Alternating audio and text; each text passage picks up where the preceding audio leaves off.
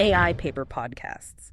Today, we are looking at lecture notes on statistical physics and neural networks by Olaf Hohm from Humboldt University, Berlin, published May 2026. Right, and it is a massive paper. It is. So, for the technical listener, here is your 60-second thesis.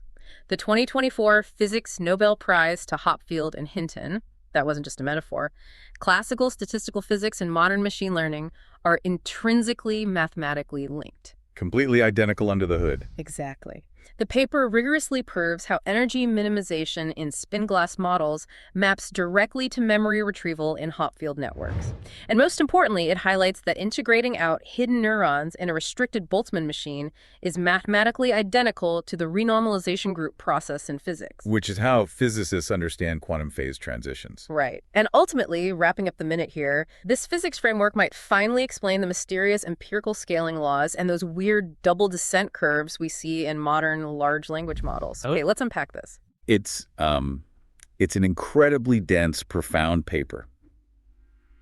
We are basically taking a journey from the microscopic rules of magnets, right, all the way up to the macroscopic behavior of massive AI models. Because to understand how neural networks learn, we first have to understand how physical systems settle into equilibrium. Exactly. You have to start with the physics. Which means looking at the Boltzmann-Gibbs probability distribution. Right, the foundation. Yeah, and physicists use this partition function. They denote it as Z, I think. Conceptually, if I have a physical system at an extremely high temperature, it's just pure chaos. Total randomness. Every state is equally likely. But what actually happens when that temperature starts dropping? Well, as the temperature drops, or to use the math, as the inverse temperature parameter, beta, approaches infinity, the system is forced to minimize its energy. It just can't sustain that chaotic movement anymore. It settles down. Yeah, it becomes entirely dominated by what we call ground states. The states of absolute lowest possible energy. Exactly. And the classic way physicists model this is through the Ising model. Just picture a simple two-dimensional grid of atoms. Like a lattice. Right, a lattice. At each point, there's an atom with a magnetic spin that can only point in one of two directions. Plus one for up, or minus one for down. Simple enough. Up or down. Just binary states. Correct. But the secret sauce is how they interact. In a standard magnet, the coupling constants, the bonds between these neighboring spins, are strictly positive. Meaning they want to align. Yeah, parallel alignment minimizes their shared energy. Up wants to sit next to down, next to down. Okay, but then the paper shifts to spin glass models. Right, and that changes everything. In a spin glass model, those coupling constants become a mix. Some are positive, but some are negative. So some neighbors desperately want to align, while others desperately want to point in opposite directions. Exactly. Which brings up a concept I absolutely love, which is frustration. It's a great term. It really is, because if you imagine just a simple square made of 4 spins, and the product of their couplings around that square forces a contradiction. Like A wants to align with B and B with C. Yeah, and C with D, but then D is forced by a negative bond to be opposite to A. It becomes literally impossible to satisfy all those bonds. Someone is going to be unhappy. That is a perfect way to visualize it. And because they can't reach that perfect, unified global state of lowest energy, the system gets frustrated. It gets stuck. Right. It settles into a degenerate ground state, a local minimum that is, good enough, but not globally perfect. And if we map this directly to Hopfield networks, those +1, -1 spins, those are just our artificial neurons. Yep. And the symmetric weights between them are the coupling constants. So when a Hopfield network updates, it's essentially acting like a frustrated magnet. Yes, exactly. It uses a deterministic update rule. You calculate the weighted sum of inputs for a neuron, and if it's positive, the neuron flips to +1. And the math guarantees it flows downhill. Always, down to a local energy minimum. But wait, in machine learning, getting stuck in a local minimum is usually bad. We want the global minimum to optimize the model. Not in this specific context, though. In a Hopfield network, that frustrated local minimum actually represents a specific retrieved memory. Oh, wow. Yeah, the network has found a stable configuration that matches a pattern you taught it. I always think of that frustration like a really complex scheduling conflict among a group of engineers. Oh, that's a good analogy. Right, like no single meeting time satisfies everyone. Alice can't do Tuesday, Bob is out Wednesday. So you just find a time where most people can attend. Exactly. Multiple good enough local minima. Yeah. But I have a question here. If Hopfield networks are deterministic and always get stuck in the very first local minimum they find, how do we ever get them to explore other possibilities? What's fascinating here is that this is exactly why temperature is introduced into the math. To add noise. Exactly. You transform the Hopfield network into a Boltzmann machine by adding probabilistic updates, a little bit of thermal noise. So it can jump out of the valley. Right. Even if it's stuck, there is a non-zero probability it can jump out, explore the wider state space, and eventually find a true thermodynamic equilibrium. Okay, that makes total sense for a single finite network. But nobody builds small networks anymore. As engineers, we care about scale. Always scale. So let's talk about how these systems behave as they scale to infinity, which brings in phase transitions and the renormalization group. Yes, and the math here is profound. Think about real-world phase transitions. Water turning into ice, or iron suddenly becoming magnetic. They're sharp changes in state. Mathematically, there are sharp discontinuities in the free energy density. But there's a catch in physics. Those discontinuities only mathematically appear in the thermodynamic limit, Which means? when the number of nodes or atoms scales up to absolute infinity. The paper mentions the Curie-Weiss model for this. I have to admit, I got a bit lost in the math there. What exactly happens at the critical temperature? So the Curie-Weiss model is highly idealized. Every single spin interacts with every other spin, no matter the distance. As you push the node count to infinity, you get a second-order phase transition at a specific critical temperature. Below that temperature, it's chaotic. Average magnetization is zero. But the exact moment you cross it... The state bifurcates. The whole system spontaneously becomes magnetic. But real physical lattices don't work like that, right? Atoms only talk to their immediate neighbors.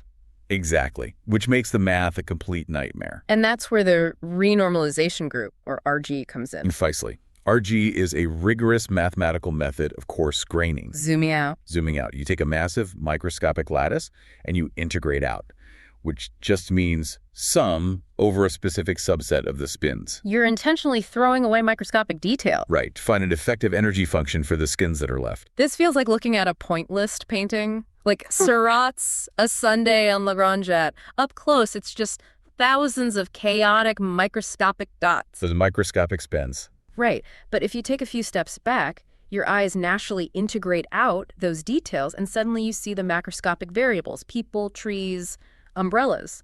That is an absolutely brilliant analogy. And the physics actually shows that the geometry of how you step back matters immensely. How so? Well, the paper contrasts 1D and 2D Ising models. If you apply RG to a one-dimensional line of atoms, integrating out every other atom, the coupling constant just drops to zero. The interactions fade away, so no phase transition. Right. But on a two-dimensional square lattice, if you integrate out half the spins in a checkerboard pattern, the lattice rotates, the spacing increases. And it generates new interactions. And new, highly complex ones. Yeah. Next nearest neighbor couplings. Quartic interactions involving 4 spins at once. Wow. Yeah, and the math shows that if you hit an RG fixed point with a relevant perturbation and unstable direction where the eigenvalue is greater than 1, it mathematically signals a second-order phase transition. And you get power law scaling. The correlation length diverges. This is beautiful physics, but let me push back a bit. You're listening to this as an ML engineer thinking, I build neural nets, not magnets. How does coarse graining a 2D atomic lattice relate to training in AI? Well, the math is literally indistinguishable. Wait, really? Yeah. Integrating out spins in a physics lattice is mathematically identical to marginalizing a probability distribution. Oh. And marginalizing a probability distribution is exactly what we do with hidden neurons in machine learning. Which brings us to the aha moment of the paper. Yeah. Let's revisit the Boltzmann machine. The learning process is basically updating weights to minimize the relative entropy, right? The Kullback-Leibler divergence. Yes, the KL divergence. Think of it as a measure of distance between the real data distribution and the Boltzmann distribution generated by your network. So gradient descent is just playing a massive game of hot and cold to shrink that distance. Exactly. But standard Boltzmann machines have a huge problem. Every neuron connects to every other neuron. Computing that for a large data set is basically impossible. So researchers created restricted Boltzmann machines, RBMs. Right. You split the neurons into visible neurons for your data and hidden neurons. And the strict rule is no intralayer connections. So visible only talks to hidden, and hidden only talks to visible? Yes. And the paper walks through the exact mapping here. If you want the probability distribution of just the visible data, you must sum over or integrate out the hidden neurons. Because they're restricted, you can actually do the math. Exactly. And integrating out those hidden neurons generates a tan activation function automatically. The physics just spits it out. Yep. And it also induces an effective energy function for the visible neurons. If you expand that energy function mathematically, it reveals complex, quadratic, and higher-order interactions. Just like the 2D lattice, so what does this all mean? It means that adding hidden layers and integrating them out in machine learning is literally doing a renormalization group transformation. The hidden layers capture the complex, higher-order correlations in the data. Wait, so by restricting the network-removing connections between hidden neurons, we actually make it mathematically solvable, allowing the hidden nodes to act entirely as a physical coarse-graining mechanism for the visible data. If we connect this to the bigger picture, yes. Enthusiastically, yes. This realization is what historically sparked the transition to modern, deep, multi-layer architectures. Because stacking RBMs is just doing continuous RG transformations. You're just zooming out further and further to get deeper abstractions. Okay, mathematically, this works perfectly for older architectures. But nobody is building restricted Boltzmann machines today. We're building massive transformers. Does this framework hold up for modern LLMs? It does. The physical architectures are different, sure. We use feed-forward networks, backpropagation, the chain rule. Let's break down the transformer part. You start with token embeddings plus positional vectors so it knows word order. Right, and that moves into the attention mechanisms. Multi-head attention, where your query, key, and value matrices attend to different semantic contexts. And those get concatenated and linearly transformed. Yeah. But focus heavily on the output layer, what happens at the very end. You get logits, raw scores, and you pass them through a softmax function to get the actual probabilities over your vocabulary. Exactly. Now look at the softmax function. It isn't just similar to the Boltzmann-Gibbs distribution. It is mathematically identical. Here's where it gets really interesting. Are you saying the output of an LLM is literally a Boltzmann distribution? I am. If you define the energy of a token as its negative logit, and you use an inverse temperature parameter, beta. Which is literally what we call the temperature setting when prompting an LLM. Exactly. It allows us to control the model's creativity. That software setting is a thermodynamic property. The LLM is seeking thermal equilibrium. That is wild. But the paper uses this to explain two major empirical mysteries in ML today. First, double descent. Right, the test error U-curve. In massively overparameterized models, the error goes down, goes up, and then inexplicably drops again. Classical stats can't explain that. No, but physics handles infinitely complex systems naturally. Which brings us to the second mystery. Scaling laws. Yeah, the training loss follows strict power laws relative to parameter count, data set size, and compute. It's almost too perfect. This raises an important question. Yeah. In physics, scaling laws exhibit universality. The critical exponents, the power laws, don't depend heavily on the specific microscopic architecture. Just like phase transitions don't depend on the specific atomic lattice. Exactly. Universality. Wow. So pulling all these threads together, Hopfield networks are spin glasses. Yep. RBMs are renormalization group flows, and LLM logits are Boltzmann distributions. It's all thermodynamics. So for you listening to this, viewing models not just as computational graphs, but as physical systems seeking thermal equilibrium, that offers an entirely new toolkit for debugging and scaling. Absolutely. You're basically doing experimental physics. Which leaves us with one final kind of crazy thought. We know physical systems exhibit universal power laws exactly when they undergo a phase transition. Right.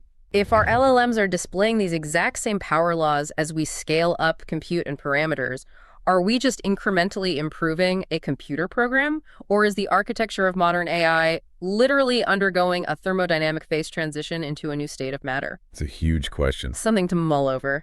Thanks for diving into the physics of AI with us today. We'll see you next time on AI Paper Podcasts.